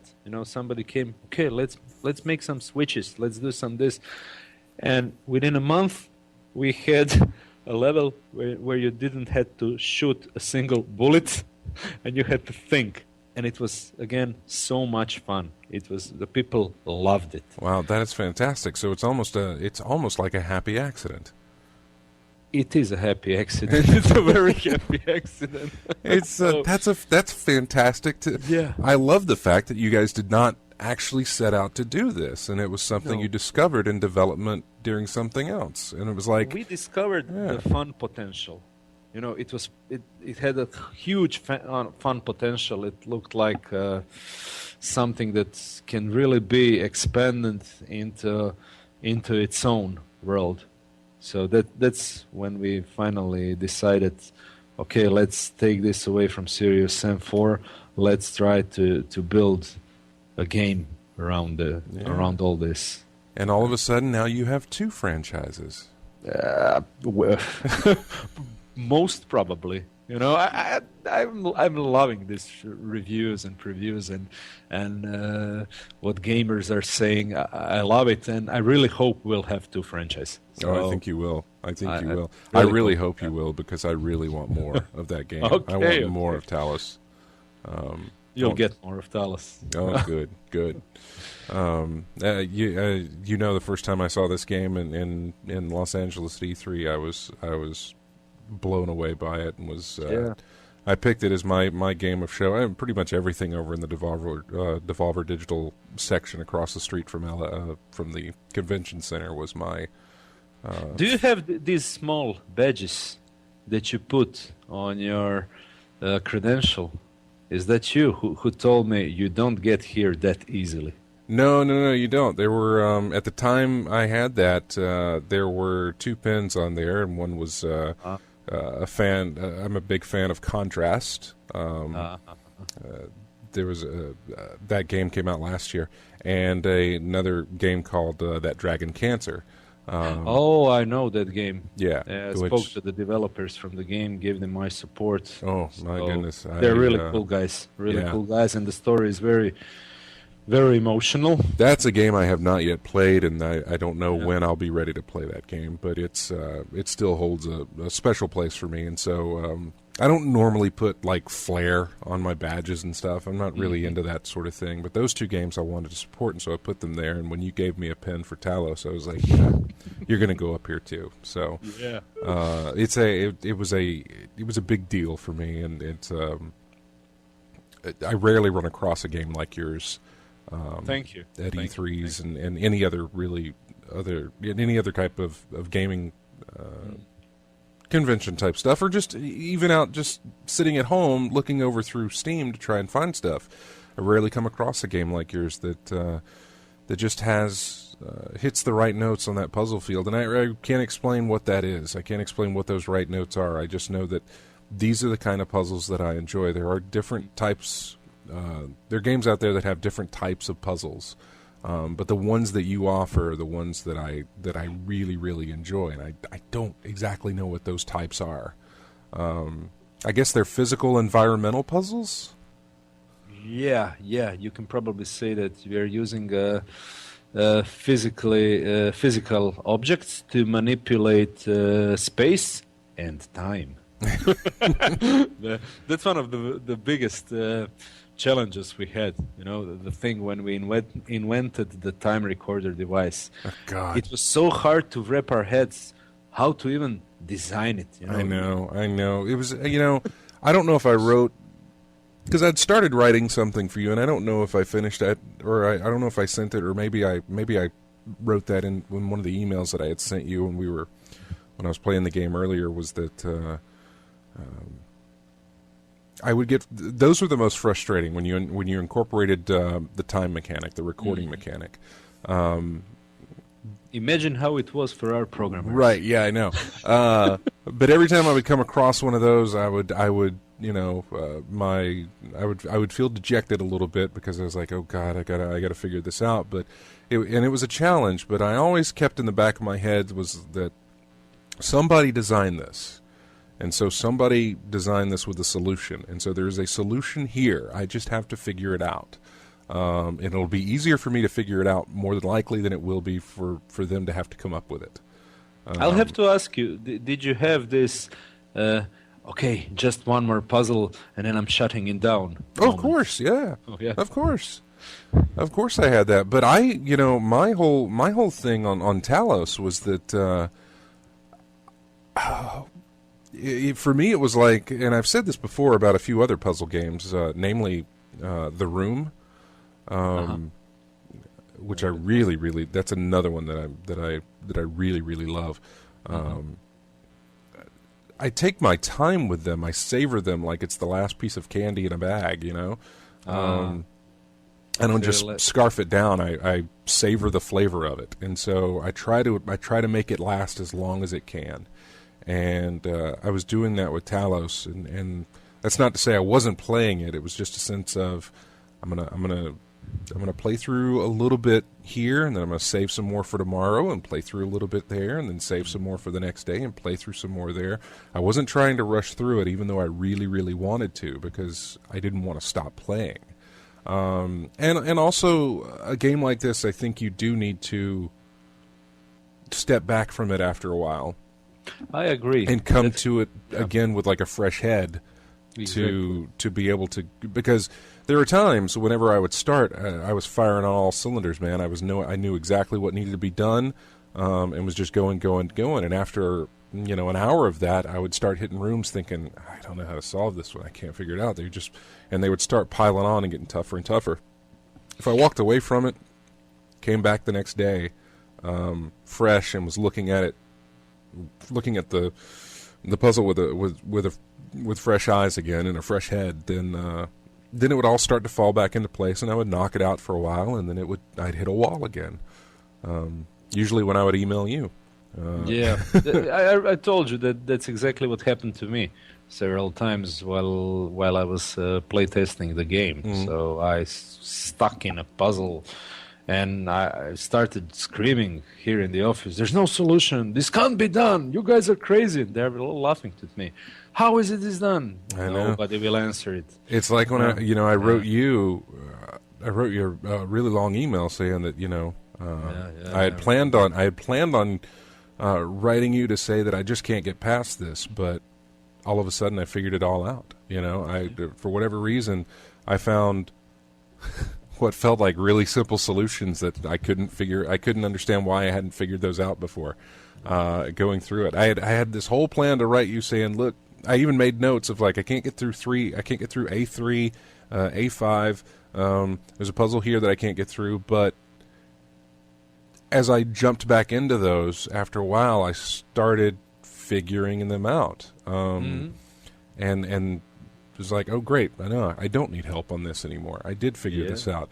And that's when I also told you, don't adjust the puzzles. If I can figure these out, other people can figure these out, no problem. So please do not adjust the difficulty of the puzzles.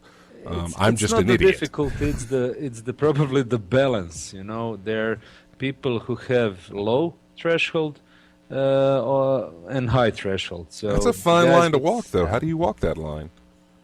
Yeah, the guys with low threshold, I guess they're not for the puzzlers at all. Well, maybe not. You know, it all depends, because I thought I was frustrated by the fact that I was getting frustrated. I was frustrated by the fact that these were getting me frustrated. These few puzzles that I had written to you about. But in the end, the moment of epiphany you had when you solved the puzzle made it worth it. How did you feel, man?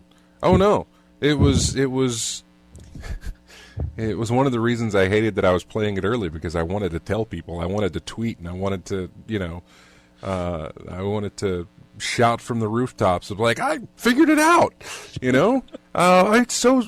with some of them, and others I wanted to stay quiet and be like, yeah, I knew that from the beginning, because they were so simple. I say they were simple, but had I just thought of it in a different way, I'm being very cryptic in what I'm saying, because I don't want to spoil anything for anybody. I don't think you can spoil it over the Skype interview. Perhaps you can do it in a video. I just don't want to give away a solution on some of these things. I'm afraid if I tell you the setup of the puzzle, it'll be too easy to figure out what it is when I give you the solution of them. So, and I did have to use one of the helpers. The blessed messengers. Yes. Yeah. I used one of them, and they gave me a pretty good idea of what the solution was. And then I used it again, because you get 3. I used it again on another one, and he or she, whatever, it gave me no insight whatsoever as to what the solution was. It all depends on circumstances. Yeah, sometimes. But I figured it out anyway. You figured it out. Yeah, I figured it out anyway, and didn't need it. I've still got the one left over that I haven't had to use and likely will not have to use. But it was. Yeah, you guys are getting lots of comparisons to Portal, man.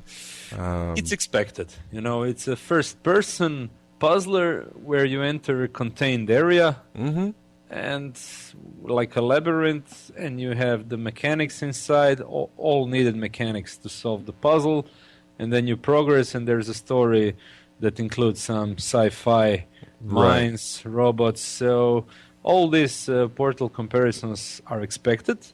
On a first look. But on a second look, as you play the game, there is a big difference in gameplay here, as well as in story and the mechanics and basically everything else from Portal. So once you get to play the game, you'll see how different from Portal it is. Yeah. And I do hope people get a chance to play this game. We've got some codes that we're going to give out on the show. Yeah, please do. I would like to hear what people in Alabama are thinking about Talos. Yeah. Well, we broadcast in Alabama, but we also broadcast the show over Twitch, so it gets heard by not just people in Alabama. So. And where do you give out codes? We give them out in our chat room on Twitch. So it's not necessarily somebody from Alabama that's going to get them. So basically, it can be anyone from the world. It can be anyone at all. Yeah, anyone in the world. Maybe some New Zealand guys will get them.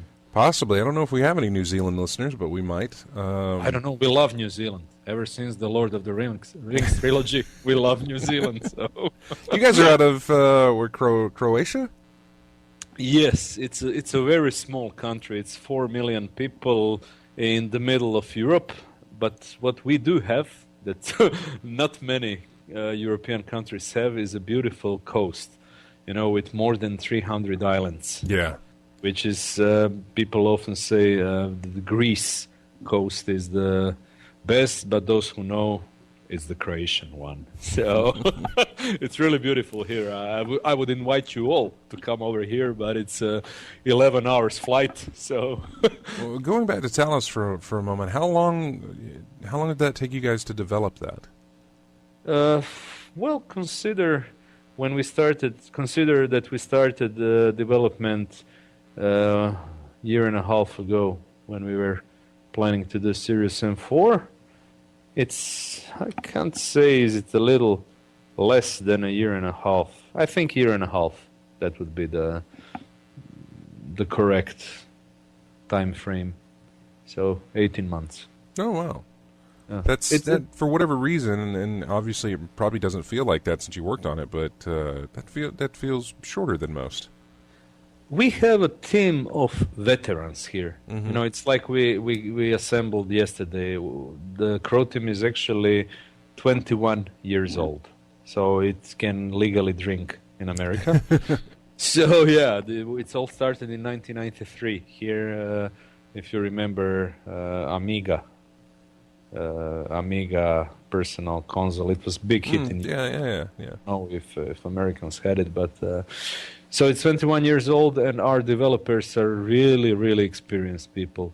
And the core team here assembled, I think, the core team, which is now here, it's assembled 15 years ago and worked on first, second encounter. So we can make a game very quickly, and a nice game. Yeah, on top you of did. that. So, Like I said, you did a fantastic job with Talos. It's yeah, we are seeing some good reviews regarding graphics and sound and stuff like that. And we really tried to polish this as much as we can. We have some great artists, and we decided to use some of the new tools that are available on the market, like photogrammetry. Are you aware with photogrammetry? no, not at all. The photogrammetry is a method where you take pictures of an object from 360 degrees. So you put what we did. We created a turntable, which was turning very slowly, and we put several cameras around it, like Canon photo cameras. Mm-hmm. And they were shooting rapidly pictures. So when the object finished its full turn, we had, I don't know, 500 pictures of it, you know, from every possible angle, and then we import this into a tool which is developed by a Russian company, Agisoft, and this tool is converting these pictures into a 3D model. So we were able to use all our statues and stuff that's hanging on our TV sets and on our shelves. You know, we brought all the statues, Romanesque ones, Greek ones, and we scanned them using photogrammetry, and then our modeler polished this up a bit, and that's why you have so many real-life models in the game. No, I didn't know that was done. It's a beautiful game, by the way. It's vast as far as the different environments, and I know that each little section has its own sort of theme as to what environment it is. But then when you go into a room within that section, sometimes it can be night, sometimes it can be day, sometimes it can be enclosed, sometimes it can be wide open. Exactly. Yeah. Which I always enjoyed the enclosed because that helped me in finding stars. The wide open meant that I was going to have to do a little bit more work in order to see where stars might be. Did you play the updated version? We updated you. You sent me an email a few days ago that we changed some things, so we sent the latest update.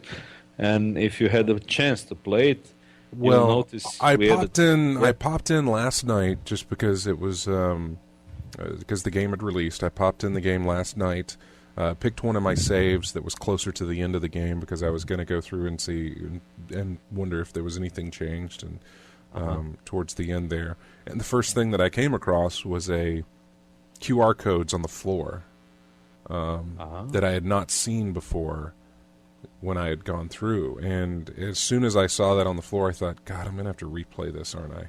I'm gonna have to start over, start from the beginning, and replay this because you guys have thrown in so much new stuff.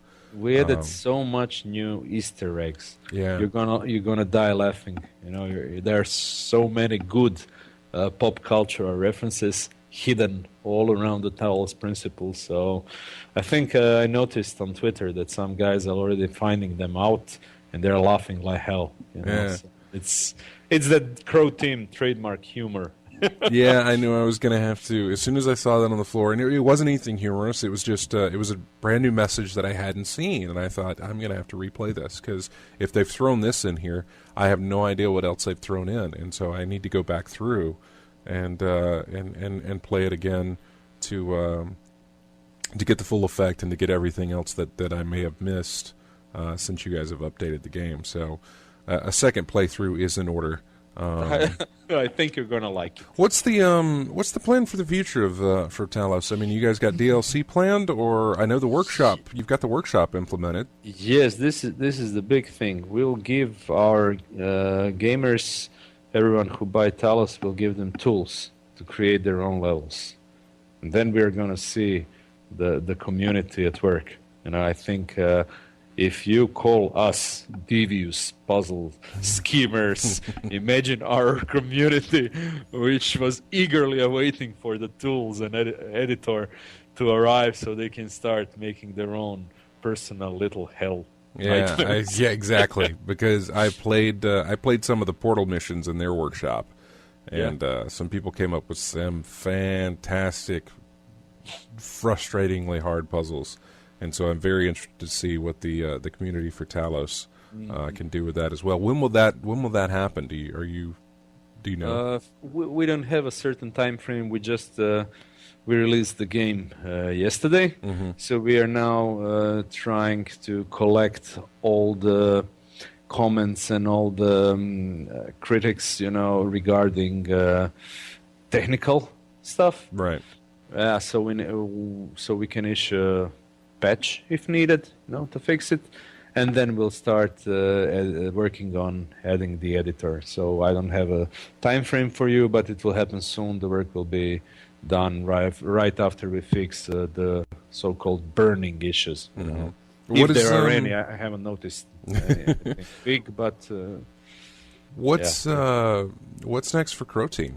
Serious Sam 4, I guess, since you started out with Serious Sam 4. It's long overdue. We have so many fans asking for Serious Sam 4, so Serious Sam 4 is certainly next in the pipeline. And you already noticed how quickly we can do a game. Right. And now that we had... I think the working on Talos was very good for us. We've been working non-stop on Serious Sam games, and it began to show. So now we had this big pause, and we went with something completely different. And I think when we return to working on Serious Sam 4, many people will be pleasantly surprised with what we're going to deliver. So we already have so many ideas regarding gameplay, and we will step back into time a little, as mentioned. We'll try to add some of those second encounter feel to the Serious Sam 4 while keeping everything else that Serious Sam franchise is known for. Well, look forward to that, and look forward to more Talos, of course, and congratulations to you and the entire team and and not to leave out. We talk about the puzzle side of this, but not to leave out the writers. Yeah. So there's two parts to this game. There's the puzzle part and there's the philosophy part. Well, these two parts are actually connected. Yeah. It didn't start connected. As I told you, the puzzles were invented during the development of Serious Sam 4. But when we were thinking about a grand scheme of things, why are we actually doing these puzzles?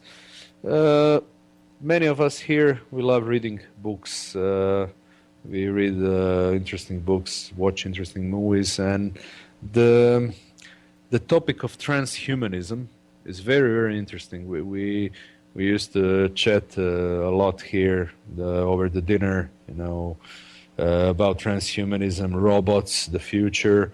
So the idea developed of putting a robot in this puzzle world and giving him a mission, a sense of achievement, and the works of Philip K. Dick, Ray Kurzweil came here, and we then decided we're gonna do this unlike Serious Sam. We're gonna do this with a full background story that should be awesome. And the problem was that we here are not native English, not speakers, not writers.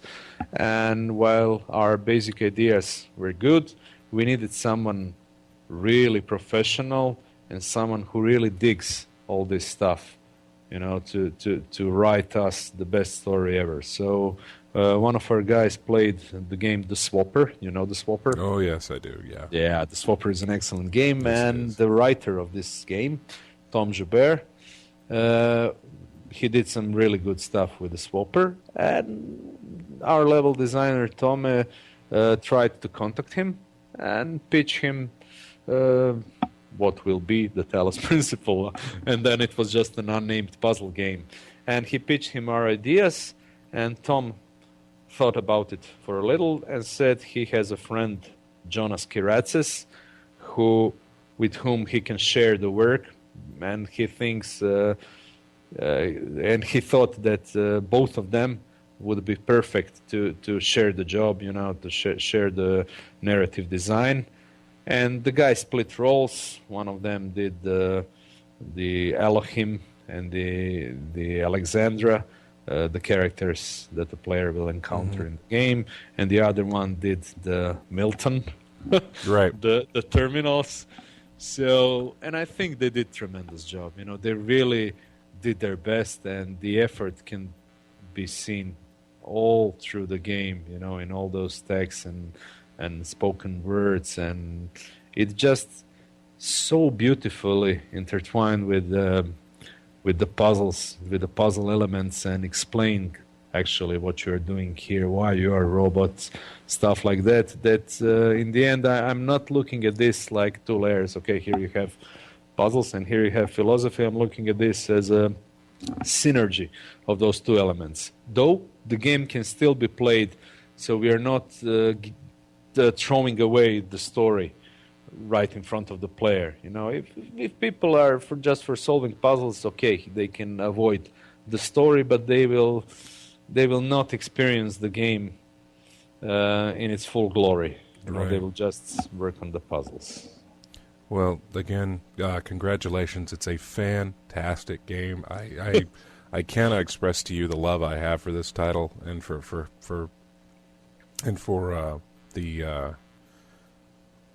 the fun and experience and joy that it gave me to play it. I really, really, really, we do not, as puzzle fans, we just don't get these kind of well-built games, that often. We do get them; they are there, but it was so great to come across this one at E3 and to follow it from there on. And to see, the progression that it had made through seeing you guys at PAX, and then to finally get to play it, it has been a wonderful experience for me, and I hope that it has been a fantastic experience for you guys. So, congratulations once again on the release and on the success that it's been doing as well. Yeah, it's pretty early to speak about grand scale success, but if we can judge it by the past 24 hours. Then it should be a successful game that the players will be able to play and enjoy for a long time.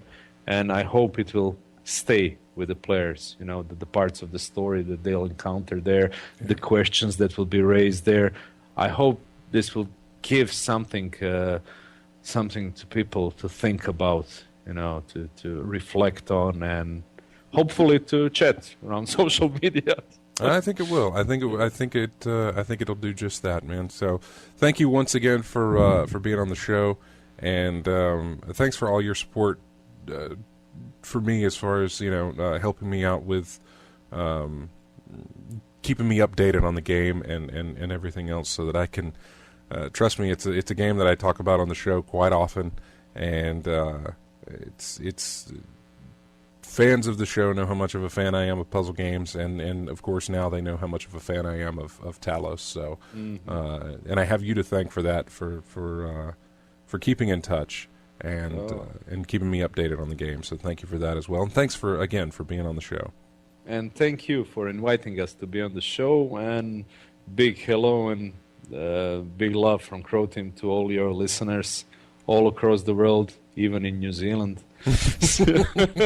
And I think it's time to give away those keys. Yeah, we'll do that. Thank you again so much.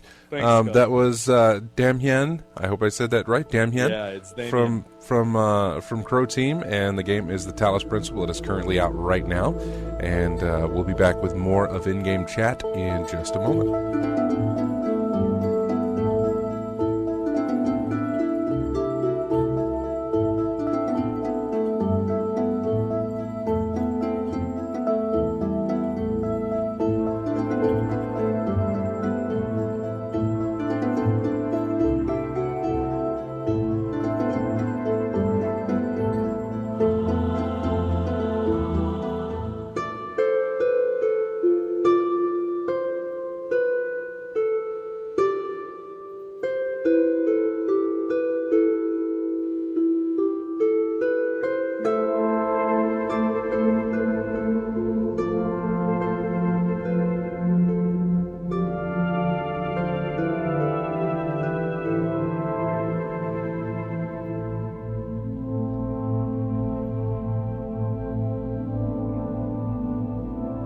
And welcome back to In-Game Chat.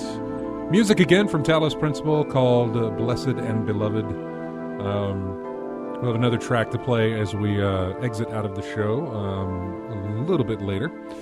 Right now we got about 15 minutes till the end of the show. And congratulations to everybody who got Steam keys for Talos Principle. Hope you guys enjoy that game. I really, really like it, and I really want to go back and play through it. In fact, I probably will do some playthrough of it as well, because I need to build up some video that I can put over that interview, so you don't just have to watch us sit around do nothing during that interview when we put it back on YouTube. Anyway, welcome back to the show. I want to talk about what we're going to be looking forward to playing next week, if there is anything, but also, I guess, get into that discussion of what we're going to be looking forward to for next year. I guess... No, it's not next week. It's week after next. It'll be our last show of the year. But, well, you've got something. What is that? What did you... Nate did something. No, I He did a Christmas thing. I did. I was trying to figure out something to get everyone just a little something, man. I couldn't really... Money. Yes, it's checks. We all checks now. So I found these little things, and it's nothing big, but each one was kind of like what you guys are best known, or at least what I know you best for, game-wise. And they each involve, whatever what's in here is each of what you guys play the most, or at least what I think you play the most. So I was just going to have you guys look in here and then see. Wait, you didn't get me the Cards Against Humanity poop from Black Friday, did you? I did not. I'm sorry. I couldn't fit it all in here. I'm not ashamed to say, but I got that. I've had Cards Against Humanity for a year. I did. I was like, it. I don't necessarily know that that's what they're actually giving, but here's my $6. And then somebody on Reddit was like, I got that box, and they opened it up, and okay. So when my box came in, I was like, yeah, there it is. Poop in the mail. It's still sealed, by the way. It's still got the shrink wrap on it. Please tell me it's not like actual. No, it's actual poop. Yeah. He's proud. I'm just not ashamed of it. I'm not proud of it. This is what you're getting for your $6. This is not a joke. This is seriously what it is. And of course, you couldn't buy Cards Against Humanity on Black Friday, which is typical for them. Yeah. Like I think last year was they raised the price by $20 just for that day. Which they made a ton of money. Yeah, too. people would buy it. Yeah. But anyway, go ahead. So we should send our subscribers poop if they subscribe. We will not do that. No, so if you just want to look through here and see if you can guess which one. Do you want all of us to? How do you want that to work?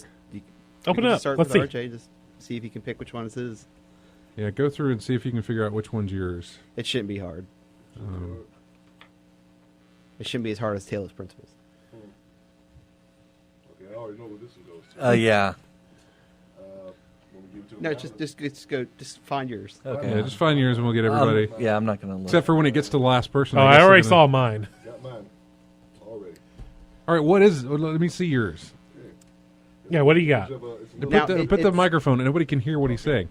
I already got mine already. It's a little image of Ryu, Oh. Street Fighter, Okay. tripping or something. And there's burgers and fries here for some reason. It didn't. I thought there was supposed to be text on it. What it is he's dropping his combo. Oh yeah. Okay. Oh, Yeah, we got it now. Lord knows I've done that many a times. Haven't been not the first time. Definitely won't be the last. So I thank you much, sir. Make sure we get pictures of these that we can post on Okay. Facebook and Twitter. All right. Because right now nobody can see. Yeah. Obviously, Look at nobody it. on the radio can see it, but anybody watching on Twitch, they All can't right. see it either. All right, so. Matt. Time for you to pick Yes. yours. All right. While Matt is going through it, I'm going to do a quick little chat room roll call. Jimmy the Saint, Tactis 59, enjoy your copy of Talos Principle. Track Zero, Drew, glad to have you in the chat room. I guess this is your once every 6-month visit. We appreciate it. You should come more often. Duke Frucum 2, W. Matthew, Lavos, Medusa's Mirror, Jack Kraft, Mr. Clacka, Raspy Salamander, fantastic name. The Illiterati, I believe. Enjoy your copy of Talos Principle as well. Let's see, AC Wraith, Twifire, I believe. PS Mudprints. That's probably not exactly how that's pronounced. Uncle Elias, congratulations on your copy of Talos Principle. Quiet Hype 2 and Anti Fufu also in the chat room. So thanks everybody for hanging out with us. Go ahead, Matt. What did you? So yeah, these are stickers. Yes. Okay. So yeah, I guess they're nice vinyl ones that you could probably put on your car Yeah, you put it or anywhere. something. Yeah. Not putting. But anything on yeah, the- looking through these, I'm guessing. It is yours. You were, Yeah. you were correct. The one that he got me, it looks like a Fruit Loops box. Only it's Imperial Troop Loops, and it's a Sand Oh, Trooper. Gotcha. All natural flavors, Jawa, Ewok, Rebel. Nice. It says Elixir Loops, so it's a Sand Trooper holding up Troop Loops. That's kind of a tongue twister. It is. Thank you, by the way. You're welcome. Okay, so now I've got mine. Well, there you go. Yeah. Not like it's going to be difficult. I have 2 to pick from. So, and I'm guessing this is James. You're correct. James is what, the Alliance Yes, banner? he is. I was going to say, well, I don't know A what good this alt. is. I say a good alt for that one would have been like a sticker of like Scotch or something. That's true. That's true. Hold that up. That's what James is. There you go. Uh-huh. And then mine is Pinball Wizard, which was easy to. Yeah, and mine figure is that out. Binding of Isaac. Nice little Isaac with Oh the yeah. God, yours is with really. the Seven Sins. You blossoming probably off barely of him. see what mine Okay. is. Here's the Troop Loops. The reason, Thank you, man. The reason I ended up doing this was because I could not find anything of Binding of It. They sell nothing of that. Really? The only thing I could find was these little action figures, and they were $150 a piece. Oh, And I was jeez. like, that's a little bit out of my budget. So, but yeah, yeah. thank you, man. And then, That's what nice. was your Scott? Mine was Pinball Wizard. I held it up. It's no color, so it's probably Yeah, it's difficult a to see on the little hard, camera. yeah. But we should get pictures of these and you Yeah, can I'll post them. throw Yes. them up on there. Throw them up on Facebook and stuff. So, anyway, getting close to that time. What are we looking forward to next week? I don't even know what's releasing next week. I don't know what's coming out. I don't know. I don't if think anything really is coming anything out. is. I think we've had our major releases essentially. Yeah. Steam Sale is next week. There's That's something to look Elite forward to. Dangerous is coming out I thought that was already out. officially December 15th. Oh, so, really? Okay. Yeah, Steam sale's coming up, so I'm sure there's going to be plenty there. There always is every year. Aside from that, though, It honestly, it seems like we're just kind of in a dry spell until January. Keep every one of you keep your wish list, keep your Steam wish list up to Mhm. date and current. yeah, because No. what was it last year that did a thing where do the contest, get your entire wish list fulfilled? Right, they did that, and you never know when somebody wants to gift you something, Mhm. and so you got to make sure that they know what you want. Mm-hmm. So make sure it's all in there. I think the only thing I'm looking forward to is Guilty Gear Xrd. They cracked a street date on the PS3. The limited edition one won't be coming out till like Christmas Eve, but some people have got their copies already. So I'm going to try to see if I can find a copy of the newest Guilty Gear and see if I can start working on that now. It's pretty much that's what I'll be looking forward to anyway. Mm-hmm. Yeah, I'll say there's nothing next week. January, Saints Row gets a new the Gat Out of Hell game. Yep. I'm interested in Dying Light, but I don't have a beefy enough PC to run it. I'm sure I'm gonna have to get that on PS4. I'm Yeah, a I little don't bit have interested. anything I'm a little bit interested in Dying Light as well. Yeah, I mean, somebody in the chat room, Duke Frucom or Track Zero, or I can't remember which one of them brought it up. So you're going to be getting Evolve, and that's when I'll be playing. That's a February release date. Yeah, on that's that. February. And more than likely go PC on that title, just because there's people there to play with. Yeah, And I've already played it on PC and played it with a group on PC. The so. Resident Evil remastered coming out on PC as well, Ooh. Yep. and the First Resident Evil.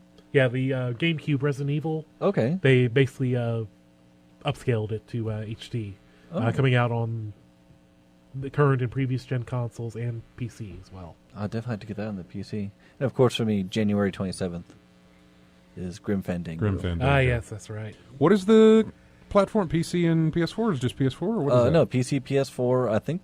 Yeah, PC, Xbox PS4. One. No, not Xbox Oh One. No. Oh, okay. Because PC, PS4. This thing's only been showing up Uh, at like Vita? PlayStation stuff. you Yeah, know? and It's Vita. also And Knowing that's- me, I'm probably going to buy it on all of them, just because. yeah. Well, I'm sure it'll be like crossplay, so it'll be, 2 copies altogether for you? So I've been waiting, since '98 for this, so Yes, as they far could as, afford my money. yeah, I don't know if we'll do our Christmas episode next week or not. Should we do it next week? Because next week will be before Christmas, and then the one after that will be after Christmas. Also, we'll be in a new studio next week. Yes. We'll be in a brand new studio. So I don't know. Maybe we should do that next week, or we We'll can see. do it. We'll see how it goes. Yeah. Listeners The will other have to one's tune in to find out what we decide. The other one's Yeah. the other one would be like immediately after Christmas, wouldn't it? So It would be we'll- very close to, yeah. to being right after Christmas. So Yes. either way, we can do it. But regardless, we'll figure that stuff out Yeah. while we make the sausage on the air, apparently. But we're going to be in a brand new studio next week. This is it. This is our last episode in this room. We have been here for 8 years. On and off. Yeah. Yeah. There's still a red paper clip sticking out of the ceiling where we used to hang our camera. Oh, yes. Yep. For our early shows, we used to run a long-ass USB cable and hang it right there out of the ceiling. And that's how you would watch us from one camera angle way over there is how you would see the show. Yeah, if you're really lucky, you might be able to hear us too. Right. Yeah, that was tough too. But yeah, this is it for the studio here. We're going to be in No a more brand mic sharing? new studio. I don't think we'll have mic sharing anymore.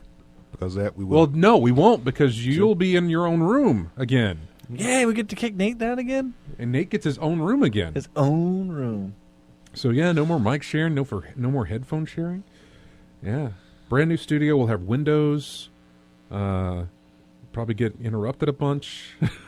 I don't know how. I really don't know how it's going to work, man. It's brand new stuff for us. Never had a new studio. It's exciting. Yeah, it is exciting. So that's going to be next week, and from here on out as well. So hopefully everything will sound better too. But anyway, thanks everybody for joining us. Let me do my end of show spiel here.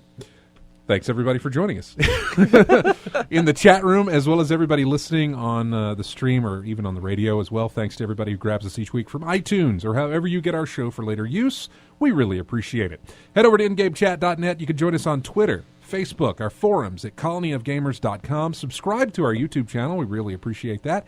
And if you're on Steam, we've got a Steam group that you can join up with over there and play games with us and other listeners, have conversations, and whatever else you do with a Steam group. I haven't figured that out yet either. But anyway, that's it for us. Have a great week. We will see you next Saturday. Here's more music from Talos Principle. This is called False God. We'll see you next Saturday.